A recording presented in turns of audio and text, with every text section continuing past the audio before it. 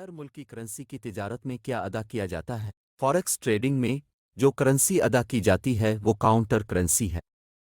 Counter currency currency के जोड़े में दर्ज दूसरी करेंसी है। मिसाल के तौर पर करेंसी जोड़ी यूएसडी में यूरो बुनियादी करेंसी है और अमरीकी डॉलर काउंटर करेंसी है। जब आप यूएसडी खरीदते हैं तो आप बुनियादी तौर पर यूरो खरीद रहे होते हैं और अमरीकी डॉलर बेच रहे होते हैं। जब आप यूएसडी फरोख्त करते हैं तो आप बुनियादी तौर पर यूरो बेच रहे होते हैं और अमरीकी डॉलर खरीद रहे होते हैं। काउंटर करेंसी की रकम जो आप अदा करते हैं इसका तयन शरह तबादला से होता है।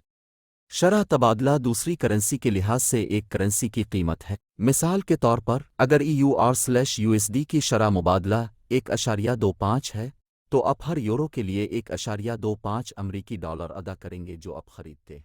ये नोट करना ज़रूरी